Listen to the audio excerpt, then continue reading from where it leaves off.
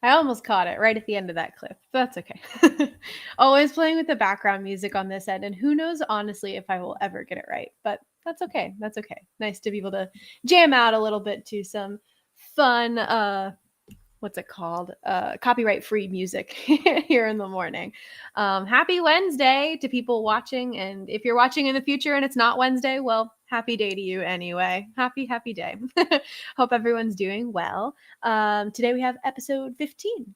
My guest today is a writer, director, performer, and hot chocolate enthusiast hailing from Bucks County, Pennsylvania. In their spare time, they love to knit, bake, play cello, and hold disdain in their heart for Doylestown and the Eagle Scouts. They have directed at the University of Pennsylvania, Elon University, Sundog Theater Company, and Wagner College. Their produced written works include Guy Friends, Litmus Test, Daughters of Leda, This Time Tomorrow, and Kit Marlowe's Edward II. I got to work with this amazing person at the very beginning of their college career, and it was amazing to see them shine. But now it's even more amazing to see the beautiful stories that they're writing come to life. This is the Remy Van Collen. Hi, Laura. Hi. How are you? Sweet intro. Oh my goodness. No problem. No problem. I even wore my first date shirt today to rep.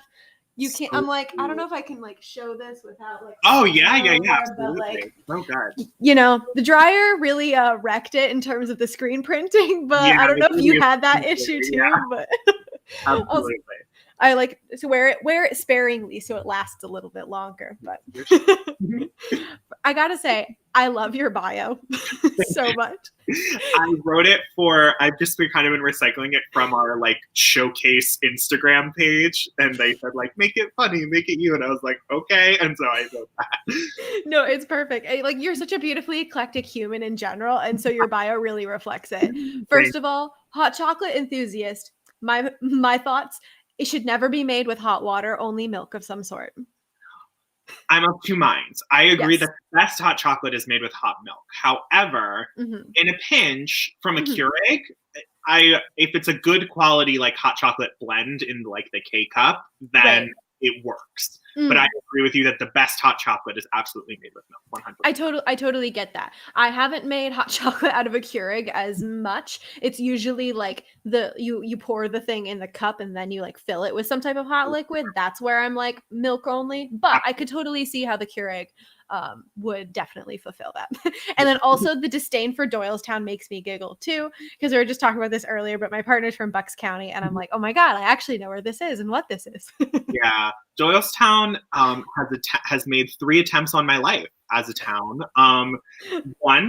Twice by car. Once I was in my own car and someone, as I was making a turn, someone like sideswiped me. And if I hadn't like really pressed the gas, like fully would have T-boned. The second, I was just walking on the street and someone like sped around a corner and hopped the curb where I was standing, and I just kind of it back. And then the third time, the building I was walking towards got struck by lightning. So Doylestown really has it out for you. Right, exactly. It's like, try to kill me once, shame on you. Try to kill me twice, my bad. Try to kill me 3 times. Like I think it's on you again. Like it's like you started something now, you know? Oh my God. So, yeah. That's insane. That's why I have disdain in my heart for Doylestown. Yeah, no, understandable. And really quick, we got a little viewer saying happy Wednesday. Hi, Ray. Hope you're doing well. Friend of mine from work who was on a previous episode. But yeah, no, that's insane. Like, I knew you had a disdain for Doylestown, but like now I'm like, I'm on your side. Thank you. That's what I'm saying. Exactly. And for those watching, probably already gathered that we know each other from Wagner College, Beautiful. where most of my guests are but you know, at this rate, there's just so many talented humans that I'm like, I have an unlimited supply at this rate. Like, but specifically, we met because we were working on the musical First Date, which is such a fun show and was filled with such talented people. Yeah. Like, it was absolutely insane. I truly like, for a first experience at Wagner, a first theater experience, period, I like couldn't have asked for anything better. It was such a joyful environment, such an incredible show, such a talented cast, such a talented crew. Like, it really, really was just a great way to kind of jump in. Also, because I got to be in it with our friends Emily Cobb and Gary Lumpkin, who I've done theater with at home, and who were like some of the reasons that I came to Wagner. So it was really cool that I got to do my first show there with them. Yeah, it sort of becomes this sort of like transition of sorts, like to college, being like, okay, I already know some of these people, and like as the only freshman in the show, I could imagine that was a little intimidating as well. Freshman. Wait, who am I forgetting? Was in it. You're so right, Aaron. I'm so sorry if you end up watching this later on. I totally forgot. My arch nemesis, Aaron Frangillo, was also in the cast. Oh no, arch nemesis! I didn't know that this developed. Oh, absolutely. He is the yin to my yang. We complete each other in the most horrible ways. And the joke is that I love him so very dearly. He's truly one of my best friends, but also I hate him and wish nothing but the worst for him. I think that's just like a perfect combination. I feel like nemesis should have that kind of relationship. Absolutely. 100%. Like it's very much a like Perry the Platypus, Dr. Stufenschmerz kind of situation. You need each other. You balance each other. Absolutely. Exactly. I absolutely loved your take on the waiter in First Date. You truly just commanded that stage. And I was like, this kid's going somewhere. But it also, I mean, the other reason that show was such an incredible first show for me was that I saw it on Broadway, you know, years and years ago when it was on, and I saw that role, and I was like, I have to play it. It's been a dream. It had been a dream role of mine, literally since I saw it, like almost like I don't know how many years prior, 3 or 4 years prior. I simply was like, I have to play this role. I have to. And then I came, and you guys were doing First Date, and I was like, I wish you guys would do it later when I wasn't a freshman, because then I would have a better shot. But then it ended up, working out anyway. So it was a really, really special time. Oh, I love that. Now I need to like dig it. I need to dig up the video and go watch it again, because it's just such a fun show to work on. But yes, getting back to like the actual interview of it. How did you first get started in theater? So I have literally been in theater since I was in the womb. And that's not an exaggeration. My mom was pregnant with me when she was in a production of Damn Yankees. So I have literally been doing theater since I was in the womb. And so, so my mom did theater, like community theater a lot when she was growing up, and she loved to do it like even as an adult. And she also directed at some community theaters in our area. And so she like had friends that were like producers that she would direct for and all that. And so that's really how I got started, was they would need like small children. That's how both of my siblings also do theater. Mm-hmm. My sister is now on the administrative side, but my brother is a performer as well. And so basically, as each of us became of age to like do theater, if anyone needed small children, we were there. We were in the show. And I just grew to really enjoy it and grew to really love it. And I just kind of kept rolling from there. The first show I was in, not in utero, I was 5 years old. I was in a like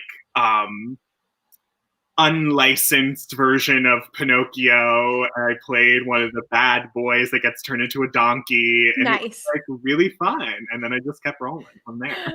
No, I totally understand that, because with my dad directing at colleges when I was younger, there would always be like a child or two that he would need. And so like Christmas Carol, A Fairy in Midsummer, like all those kind of like small assorted roles. I'd be like, well, I'll just like bring her to rehearsal with me. And I was like, cool, sounds good. Yeah, I mean, it's the way to go. It's the way to just get like introduced to it. Yeah, no, absolutely. Absolutely. And then, so what was like the overture light bulb moment of like, oh, but like, this is what I want to do? Sure. I think it happened kind of twofold. The first time when I really thought like, oh, this could be what I do. I went through in my life so many different career paths I wanted to do. I saw Legally Blonde the musical for the first time, and I was like, I want to be a lawyer. That not for me. I don't like arguing enough. Fair. And then I wanted to be a marine biologist for a little bit, and then I was like, no, I like music, I like performing. And so I was like, I'll be a music teacher. Fine, that's great.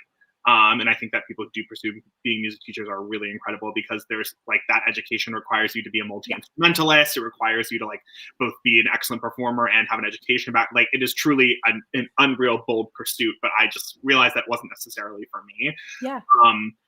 Then I went to a performing arts camp for 7 years of my life. It was a really, really wonderful place where I met some of my best friends. I still continue to stay in touch with to this day. Long Lake Camp for the Arts. Shout out if you have young children that want to start in the arts, go to Long Lake. It's wonderful. And the summer going into my sophomore year of high school, we did hair, which at a summer camp, it's not like the full show, but like a surprisingly decent amount of the show. Wow. And I played Burger, and I had so much fun, like in a way that I had never, like I always enjoyed theater, but never like to that level. Mm-hmm.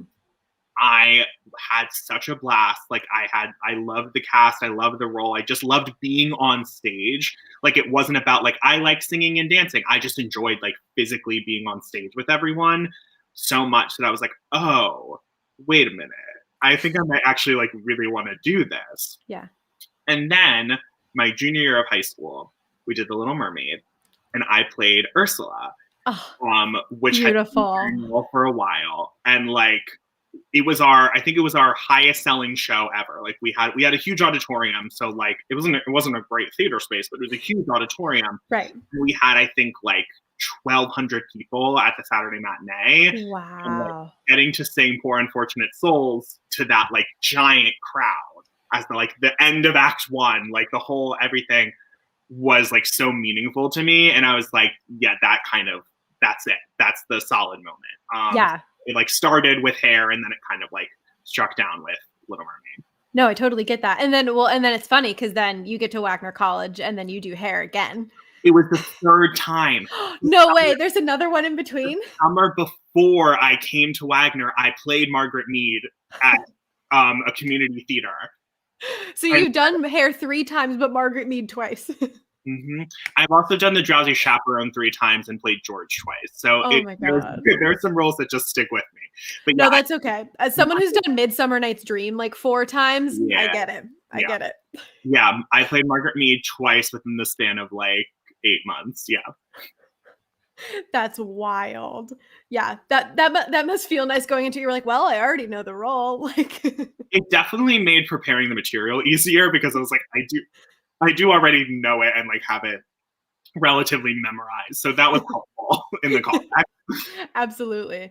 So then was there a different overture moment for you in terms of writing than performing? Sure. I mean, I kind of was always interested in writing. I think it was something that when I was younger, I would write like plays that I thought were brilliant, and then I read them and I'm like, oh no, honey, what are you doing?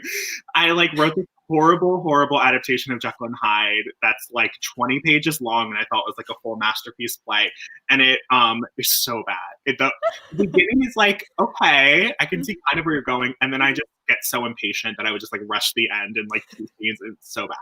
Anyway, so I always had that interest, and then it really was my junior year at Wagner when I spent well, actually, I guess it started my sophomore year. I spent my first semester sophomore year writing a musical called Guy Friends, and it was really exciting. I felt like I was able to like create like a fully crafted piece. I wrote music. I was like, I was very excited by the prospect of it because I felt like this is actually something. This is not like something like that I am going to look at later and think, oh, that's like horrible. And maybe I will, 15 years down the line. But right. as of that moment, I was like, this is a full play with a real story. There's moments in it that I really enjoy.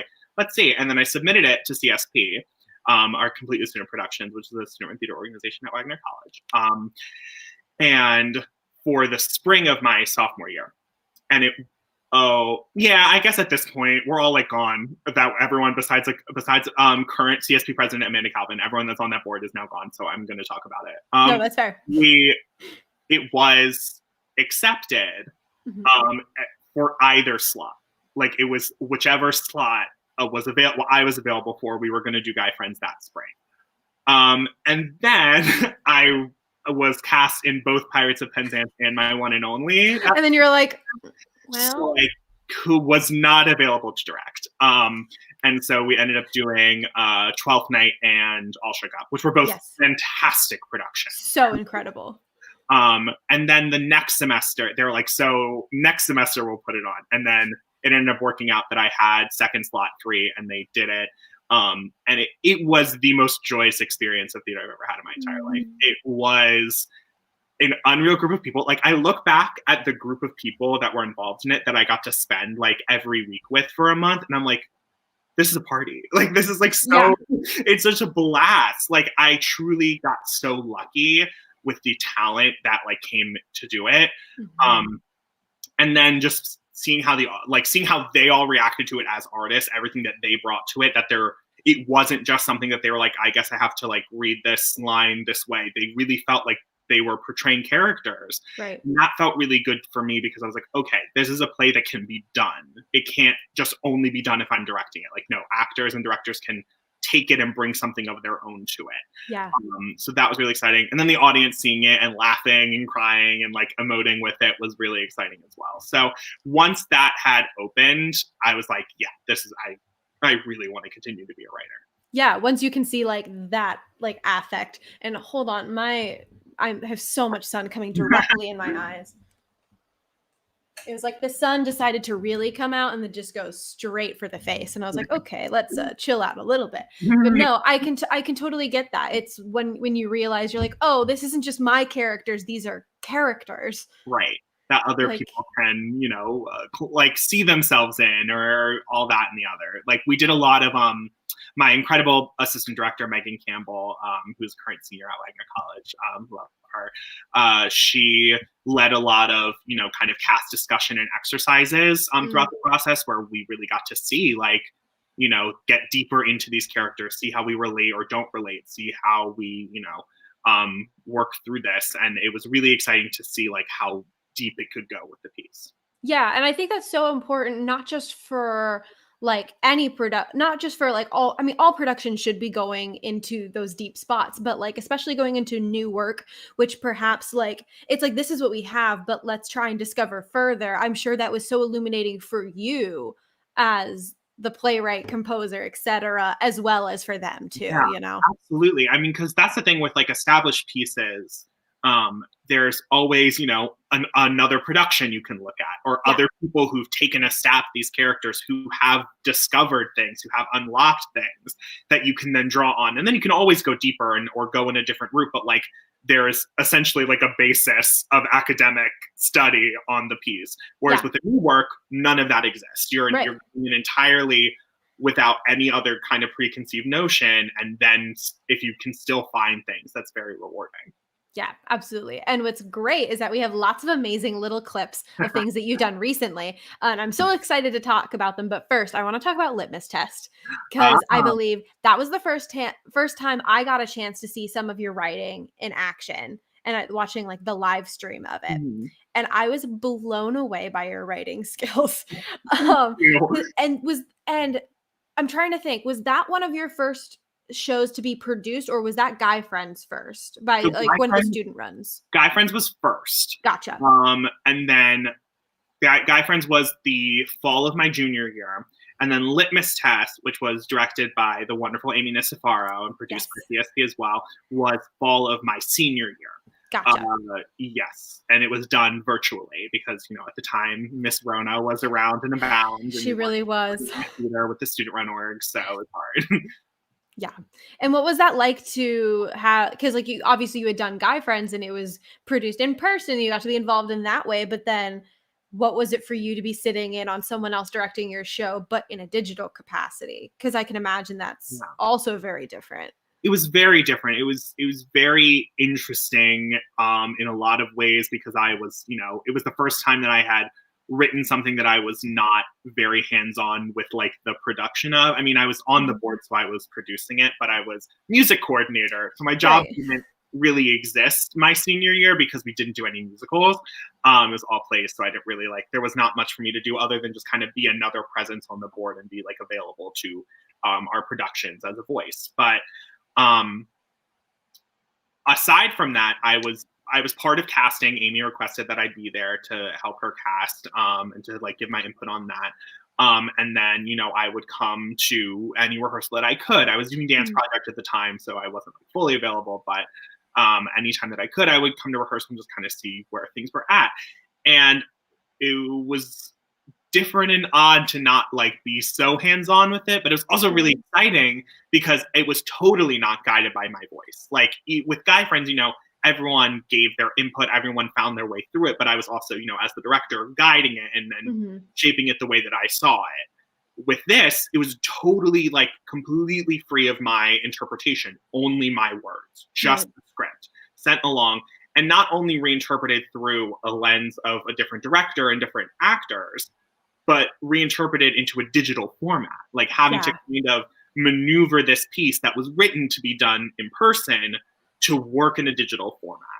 And I think it was very successful in the digital format. I think that Amy did a really wonderful job in creating like the necessary atmosphere and utilizing the, what works and what doesn't in a virtual format to create something that was very cohesive. So that was it was a really cool experience to just be able to be hands off. Yeah, it offers you a chance to like be surprised too, which is fun. Because we were talking before this, but when you're an actor and a writer, you kind of like write with an actor's voice. You think about like what's the expression of this, what's the action of this. Like you think through that means, and so you have like a very clear idea of like, here's what the play should sound like. But then you see it in someone's hands when you're not there to like give them a line reading, which I would never do as a director, but you're not there to kind of like zhuzh it in a way that you want it to. And then something comes out completely different, but still right. Like it's still exciting and it still makes sense. So that was really cool to watch. Yeah. Cause you and I both have that intersection of actor and director, but then also putting the hands at writing. So it's like trying to figure out, like I was saying earlier too, that like I tend to put too much in my writing in terms of like stage directions, like, oh, you should have seen all the things that I can see, but it's like, gotta draw that back a little bit. I do have an Instagram question, which is lovely. A loyal watcher of our show, which is really awesome. Chris XC34 asks, how do your talents in dance and like music, specifically ukulele, influence your unique style of directing?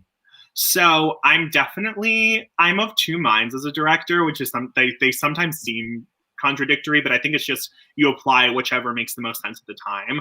I'm a very text-based director and I'm a very like movement-oriented director.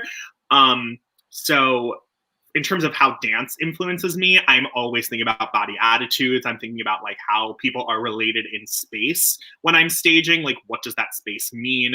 How do you cross that space once it's represented? Is there a time when a cross makes sense, or do you need to keep that isolation? How are you holding yourself? Like, how would your character physically be in this moment?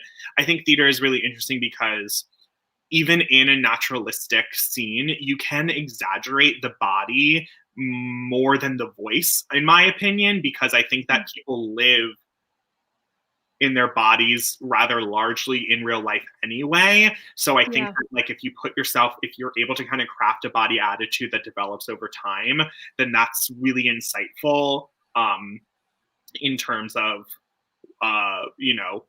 how the character is feeling without having to like really like over express it in the voice, but just a physical life on stage. So that's, I think, how dance has impacted my style of directing. I'm thinking about space, attitude, movement, all of those things that are core parts of like choreography and dance, but that sometimes directors who don't have a background in dance are thinking about in a different way. In terms of music and directing, I don't know if my playing the ukulele has necessarily shaped any way that I direct. That's kind of more of like a hobby moment. But in terms of just music in general, I think that when I'm directing musicals, it's helpful that I have a background in music because there is definitely a thought of like coaching a song that's very solely text-based, and I think you absolutely should coach the text of a song, but you also have to look at what the music is doing, like what's going on behind the text, what is happening that is, you know, informing the emotion of the piece, especially if you have text that's repeated a lot, as is wont to be done in musical theater. Like that, you're going to have text that repeats. So what changes in the music? Is it the same notes every time? Okay, is it the same dynamic every time? Is there a bit of a rhythm change? Does the note go up here? What could that mean? Usually, if it inflects up, that means it's a question. Even if it's not necessarily written as a question. How is that different from when it goes down as in a statement? So all of those things inform my directing. Also, rhythm exists with or without music in speech patterns, and being able to like the wonderful and talented Michelle Falk always loves to say, like, you got to take the air out, you got to keep the rhythm up, like you have to be able, like, pieces die when there is too much space, because nothing is happening in that space, that you've chosen that space as an action, but you have not filled that space with an action.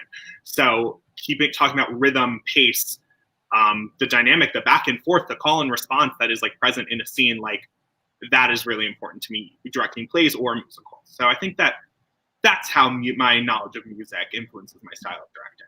Yeah, no, I think all of that makes absolutely perfect sense. Like I remember I got to take a musical theater class at Villanova, and like one of the things we were talking about in terms of like coaching and songs is like really analyzing the music, like the music itself without the text, and being like you were saying, and like taking a look at what is the tempo informing you? What does that sudden tempo change? What does the key change mean? And like just taking those things into example, like Janine Tesori, for example, is very specific. If you're looking at Fun Home, things repeat, but they're all very different.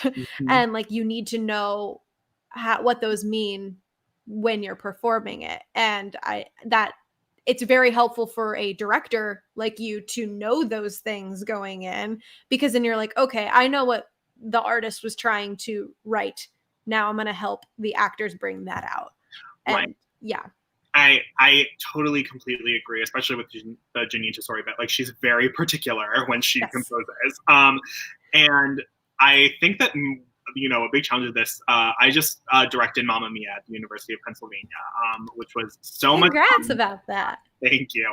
And jukebox musicals try their best to have the song make sense in the story. Yeah. But it is not always successful. And so you as a director kind of have to judge that relationship with your act. How can we use this song, the lyric and the music, to tell this part of the story, rather than trusting it to tell it on its own, because it wasn't built to do that.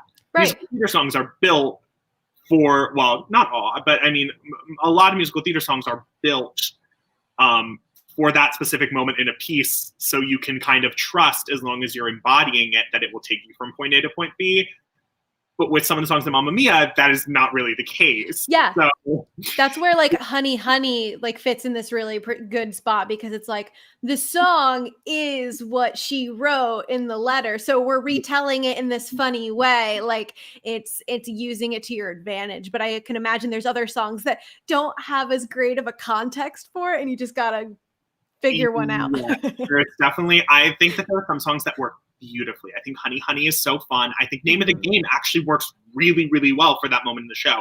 And I think that one of the best placements of a song ever in any jukebox musical is Winner Takes It All. I think that it is every single lyric of that song and the mood of it completely works for that moment in the show. Oh, absolutely. But there are other things. Money, Money, Money has no business being in the show, period. And yet it's there. It's like the first full ensemble number. It's very strange. So you work with what you got in those cases. Exactly. Oh my goodness. Okay, now we get to finally move on to the lovely clips of things that you've written and performed and all that good stuff. I'm so excited. The first one I have is from Body Count, and I have a just short clip of it because there's enough laughter that I wanted to make sure to grab a piece that you could hear. But do you want to talk about it a little bit as I'm pulling things up? Sure, absolutely. So Body Count is a one-act play that's part of a larger series of one-act plays that I've written, that I kind of specifically wrote for me and my two roommates, Harper Lee Andrews and Camila Zando, who are featured in the clip. And we did a reading of it over the summer, and it was very fun and cool and flirty. And then we were picking showcase material for our senior showcase, and all three of us were kind of like running out of ideas with scenes. And then we were like, what if we just did something for Body Count? We brought it to Michelle, and Michelle was like, okay, you're doing this. And we were like, great. And it was so much fun to work on. It never felt like a chore. It felt very natural to us because, again, I mean, I wrote it with us in mind. Right. And actually, fun fact that I learned between the time that I submitted my form to be on the show, yes, and now is that Body Count will be premiering at the Emerging Artists Theater's New Works Festival in March.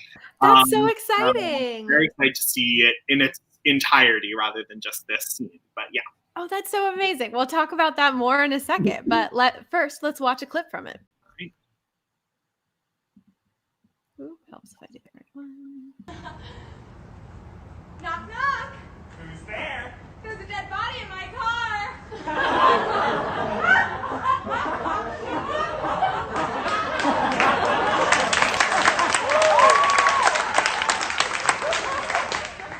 There's a dead body in your car. Who? My boss, Gary.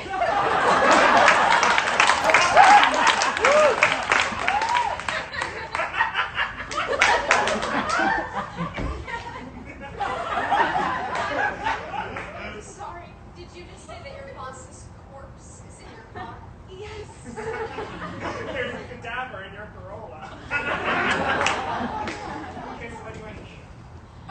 Are you fucking insane? There's a dead body in her car. How can you think about dinner right now? Like you said, it's probably not a big deal. No, that's what I thought. She cut someone off in traffic or spilled coffee on her coworker, not killed her boss. She never said she killed her I boss. did kill my boss. Well, that explains why you have a dead body. I love that so much. Thank you. The pacing and the humor of it is so you three that it makes me giggle so hard, and it makes me so excited to know that it is part of a full piece, because that was going to be one of my first questions. Yeah. Is like, please tell me this is a full length, or please tell me there's a full duration.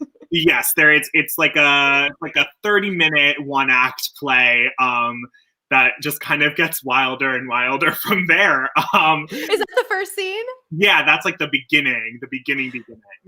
I love that so much. That's so funny. And you said did you submit the play, and was it going through like a sort of process where they were reading it and they let you know, or Yeah, how'd that come about? They just let me know like a few days ago. They were like, hey, you're going to be in our New Works Festival. And I was like, this is awesome. So I'm very, very excited. And yeah, more details to come, but I'm excited that it's going to be produced. Yes, and absolutely send it over to me. I will share that on the Overtures page so that people can get a chance to see the full version of it. That's so exciting. And what I didn't realize it makes sense now that I'm seeing it, but that you wrote it with you three in mind. Yeah. How was it to write to someone that you know? I mean, the thing with Harper, Camila, and I is that we really are just like passing a brain cell around like at all times. We are just like truly like when we lived together, especially like it was like we were just all completely in sync. Like that's just who we are, and that's the kind of humor. So writing humor that I knew at least the three of us would find funny was like a joy, because I'm like, I actually don't care if anyone else finds this funny. I think as long as we enjoy it, then it's a success to me. Well, and it's great because you can tell how much the three of you enjoy performing that, because like that's right up each of your three comedic alleys. Like knowing you three as comedic actors, like Camila kind of being in this frantic moment, whilst Harper is like, "What the fuck do you mean?" And then you being like so nonchalant about it. I'm like, that plays to each of your comedic strengths, and that's so cool to watch. That was definitely the intention, was like to bring out the things that like the humor that each of us is like, you know, best suited to, and see how they kind of meld together between these three people, because that's the thing, is that I trusted it to work. I trusted the three kind of humors to work together because it does work in real life with the three of them. We make each other laugh so often that like I was like, as long as I write truthfully to that, I think the rest will fall in place. Yeah, exactly. Oh, that's so fun. But then next we have a sliver of your adaptation of Kit Marlowe's Edward II. Mm-hmm. I grabbed a monologue from this because obviously we don't have a lot of context for it, but this monologue was so fantastic that I just had to jump in. Do we want to talk context first, or do we want to jump right in to watch it and then talk after? Let's jump right into watching and we'll talk after. Beautiful, beautiful. So let me pull that up. And then we'll just have a grand old time watching it. And let me make sure I start at the right place. Yep, here we are. Would mean more you. But that's not it. And that's not it at all. The way you cared for me and embraced me and adored me, that was just a part of you. The sliver of giddy and fancy-free you're allowed. But you abandoned all other parts of yourself for me. I believe you thought you were being romantic, but really you were just being surgical, making precise dissections to only show me what you wanted me to see, to get me to love you, to care for you and embrace you and adore you in return. And the trick of it all was that I did love you.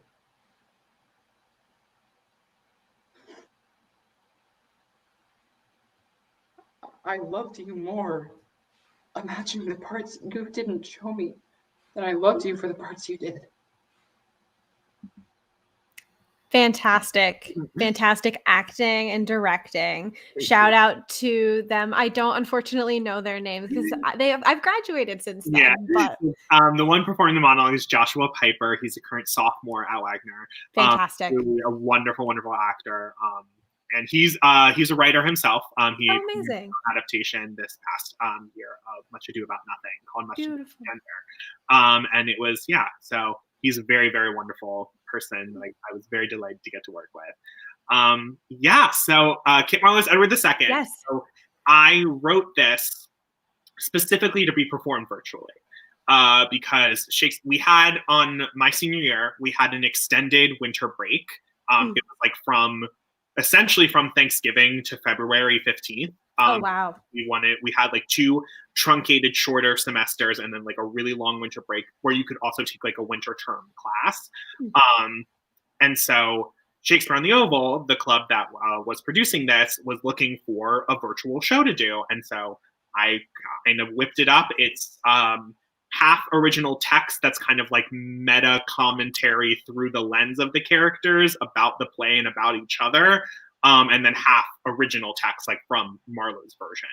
And this is the moment in the end. This kind of takes it like more off the rails. It's presented as a web show, kind of like a podcast web show kind of thing, through the character of Kit, who does like all like the history of the different British monarchs, and this is her one about Edward II, and it's like she's written the script that's the original text, and then the characters start to go off script and to become a little bit more real and a little bit more contemporary and say things that they wouldn't necessarily say. And then this at the end is Gaveston, who in the play has been let die by, has been murdered by the traitorous lords against King Edward.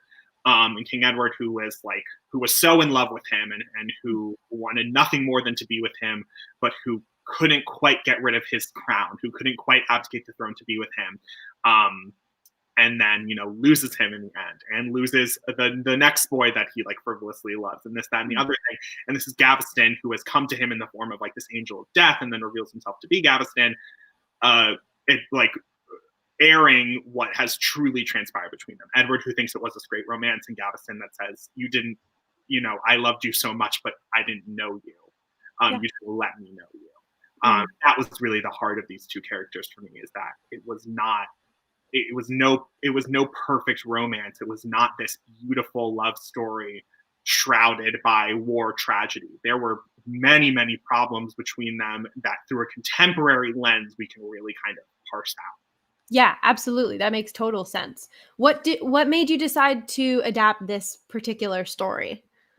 Dr. Felicia Ruff. When I was in theater history with her, she brought up this play in like the Renaissance era and talked about, it's a very queer play. Like it is very much about like two men that are in love with each other at its core. Although Gaveston dies like very early on in the play, so like the fact that it's like at its core is definitely like questionable at best. Yeah. Like it informs the play for sure, and it's like Yeah. the inciting incident, but like after Gaveston dies, it's very much like a war play. But I digress. But you made it queer at its core. I so made it at its core. I made that very that's what important, matters. like, the whole storyline. But when I was doing my final, I went out in the hallway, as we're known to do, and Felicia asked me my final questions, and then we were done. And then she was like, I have some ideas for Shakespeare on the Oval. Here are some things that you guys should do. And one of them was produce Edward II. And so when I was looking for things that I wanted to produce virtually for the winter term, that came up in my mind. And I was like, oh, wouldn't it be cool if we could do Edward II? It's a very, very large cast. It is like a 36-person cast. I cut it down to 6. It is like, it's long, it's poetic, it's flowy in the language. But I was reading it and I was like, there's something more to this between these characters that could be interesting. And so I just started like being like, what if let's put it in the lens of like a web show and then see how this goes. And then I just kind of kept going and I was like, oh, this actually makes sense. And there's a lot to be said here. And so I finished the adaptation and put it on, and then that was that. That's amazing. That's so exciting too. I haven't seen the script itself, but is it in verse then? And I mean, I know you're using original text, but is there some of your text that is in verse as well? No, and Okay, I think I was that just was the big curious. distinction was the original text is all in verse, and then my contemporary text is not. Yeah, no, because it's fun because now, granted, correct me if I'm wrong. This monologue itself is your text. Yes, this is my Yes, text. I figured as much. But it many ways it still feels like verse, which I think is really wonderful because like it speaks to the like the meshing of like the two, making it a full adaptation, like bringing your words and Shakespeare's together. And I think that's really cool and really special.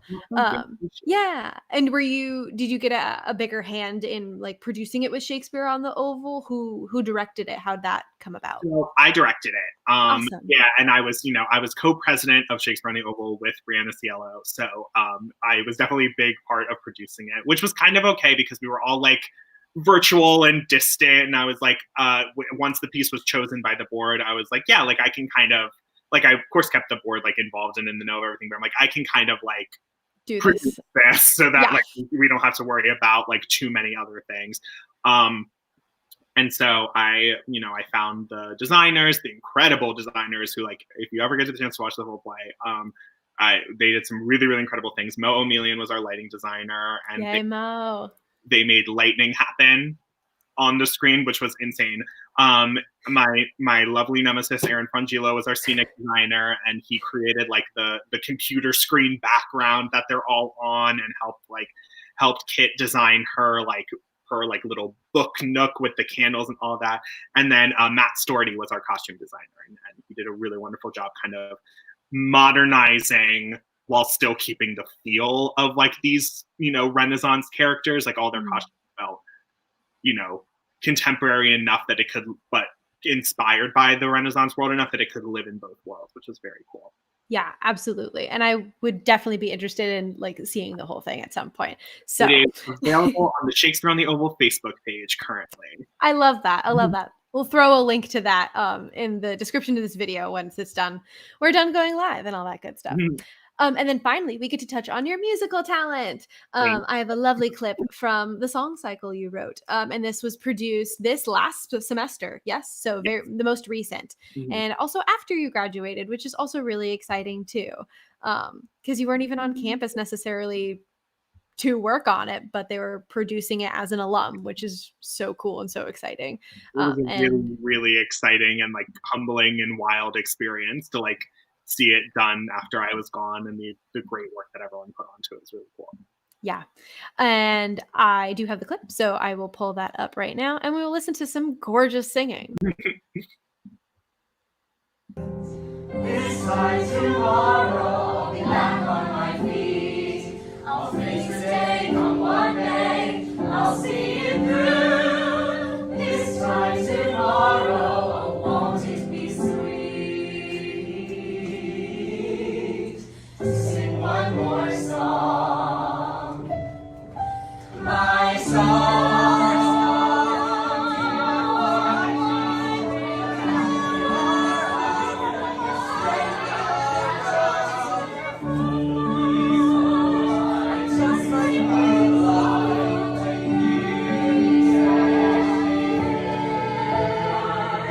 This time tomorrow, with you all by my side, I'll face the day, one day, we'll see it through. This time tomorrow, my pride. Sing one more song for you.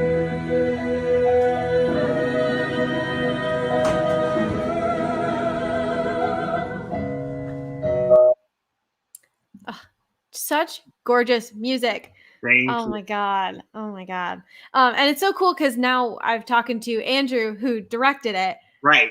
And now I get to talk to you, the one who wrote it. So this is so exciting. So what inspired this song cycle? I know what we just watched was the full production, which is its second iteration. But yeah.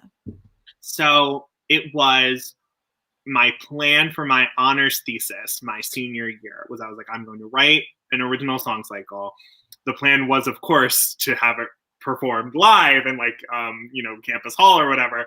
And then coronavirus came around. And I was like, oh, I don't know. And then I ended up producing it virtually. Thanks in no small part to the incredible actors who self-taped, who learned all the music and self-taped it. If I can just take a moment to shout them out real quick. Yes, absolutely. Harper Lee Andrews, Jamie Bayo, Aaron Frangillo, Brendan Hale, Zach Sloan, Brianna Cielo, Emma Altieri, and Kirsten Kaiser. Thank you so much for being the original cast of it and taking the time to really help me out. I truly could not be more thankful for them. And so I produced it virtually and did like a YouTube premiere of it, and it had some positive reviews, and I felt really good about it. The core of the piece is about the concept of a better tomorrow. All of the songs kind of stand alone, of course, because it's a song cycle, and they're about making the choice to change your life for tomorrow. And some of them are silly. Like there's one called Joe about this woman who hates her boyfriend, but actually really loves him. He's like, he does all these things that really annoy her, but then he really loves them. And some of them are a little bit more serious. The Me I Thought I'd Be is about someone choosing to leave their significant other at the altar. So there's levels to that, but they all are kind of tied together under that theme while expressing like wildly different characters in their time. And so CSP actually approached me about, what did I have anything that they would be able to produce? And I sent them like a few things, some plays. And then I said, you could also put on a staged version of the song cycle. I mean, it's never been staged before. It was just people in boxes that I like edited together before. And they said, we'd love to do that. I said, perfect. So I sent it along. The wonderful, talented, incredible Andrew Kolar directed it. And this incredible cast that you just saw really performed the heck out of it. So I'm very thankful to CSP for taking that chance and like bringing it to full life. It was a really, really cool experience to watch. I'm in that recording. I'm like in the front row, like hunched over, crying. Person's next to me, like squeezing my leg, like making sure I'm okay. Oh, that's so lovely. That's so amazing. And like I can imagine, because obviously you were you were off campus, so you definitely weren't as involved at all. No. So did you get to be involved in anything leading up to it, or was it literally just opening? Just opening. I would get texts occasionally if they had like a question. Like I'm not the neatest writer, so sometimes there's like typos or there's like odd things in the score, and they're like, is this what you meant? And I'm like, no. And I'm like, and I produced it, I obviously fixed it, but like I didn't realize that it wasn't fixed like in the libretto. So like I I was like, yes, no, that should be something else, or like answering chord questions or things like that. But truly, aside from those like small questions that would come up, I was not involved in casting or any of the production. I just showed up on opening night, and I was like, wow. That gives you, that I can imagine that's like the biggest adrenaline rush of all the others. It's a 45-minute piece, and it felt like it was 5 minutes long because I was just so like engaged the entire time. I was just like, oh my God, it's happening. It's here.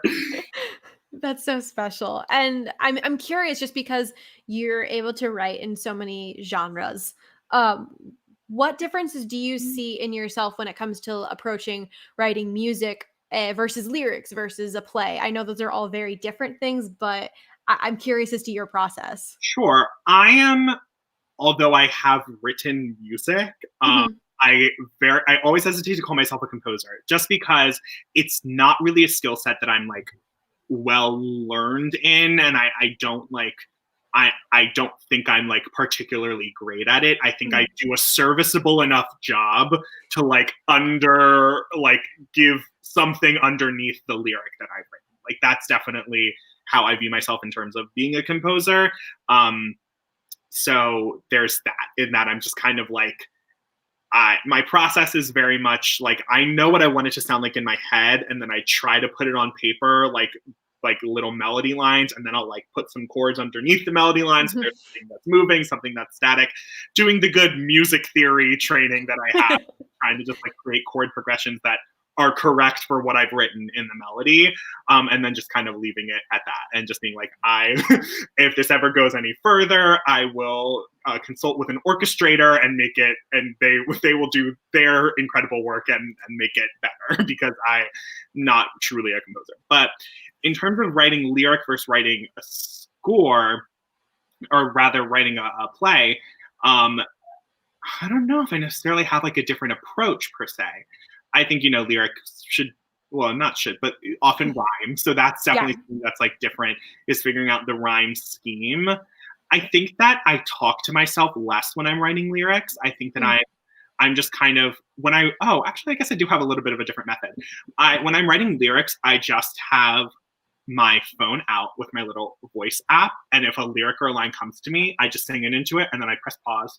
And then I'll sing a little bit. I'll like write down, and I'll go, okay. And then the next thing. So I have all of these notes in my phone that are really staggered, unrhythmic versions of all the songs. And then once I get it in my head, then I'll record the whole thing. So I kind of take it line by line when when I'm recording and writing lyrics. With plays, I'm talking to myself.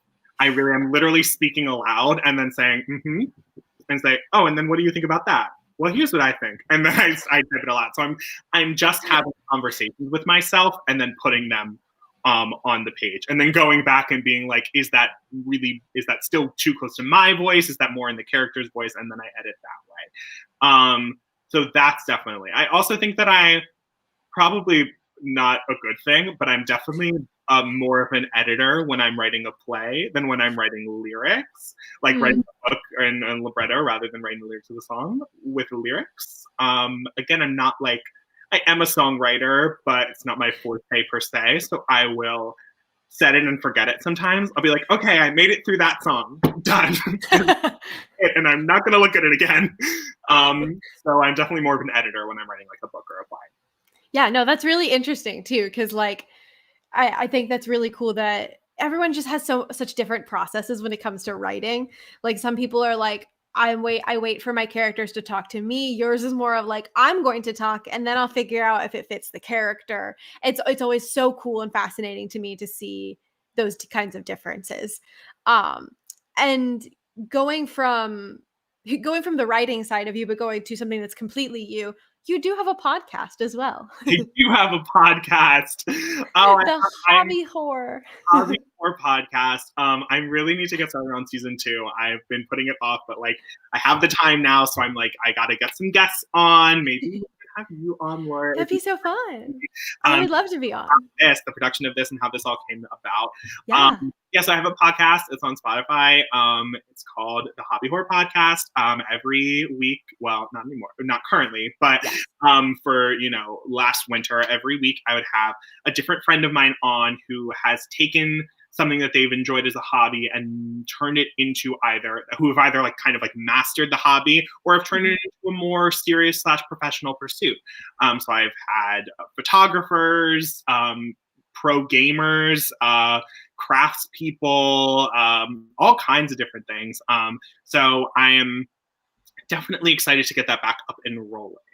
But That's yeah, so exciting. it's available on Spotify. That's so fun. Yes, go listen. Go listen. Yeah, and I would love to be on. That'd be so much fun.